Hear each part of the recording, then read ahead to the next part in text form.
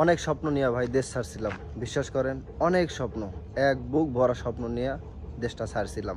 Passport বানাইছিলাম, দালাল ধরছিলাম যে দালালের মাধ্যমে বিদেশ যাব, জীবনে কিছু একটা করব, আমার জন্যে, বাড়ির জন্যে, আত্মীয় স্বজন, মোটামুটি সবার জন্যে কিছু একটা করব। কিন্তু দুঃখের বিষয়, এখানে আসার পরে আমি নিজেই ভালো নাই, এরকম অবস্থা। তো মানুষের জীবন কখন কোন সময় কোথায় থেমে যায় বা কিভাবে এগিয়ে যায় কেউ বলতে পারে না। সব কিছু মেনে নিতে হয়, ভাগ্যের সাথে যা কিছু ঘটে সব কিছু মেনে নিয়ে চলতে হয়, এটার নামই জীবন। তো স্বপ্ন ছিল কিছু করার, যার জন্যে বিদেশে পাড়ি দেওয়া। এখনও কিছু করতে পারি নাই, বাদ বাকি আল্লাহ ভালো জানেন। যদি ভাগ্যে আল্লাহ তাআলা ভালো কিছু লিখে রাখে অবশ্যই পাওয়া যাবে। ভাগ্যের উপরে বিশ্বাস করতে হবে, ধৈর্য ধরতে হবে। আল্লাহ তাআলা বলছেন যে ধৈর্য ধরলে আল্লাহ তাআলা তার উত্তম বদলা দেন। তো সেই আশায় আছি, ধৈর্য ধরতেছি, কাজকাম করতেছি।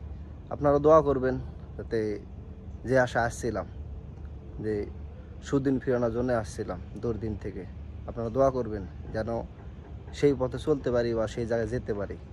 আসসালামু আলাইকুম।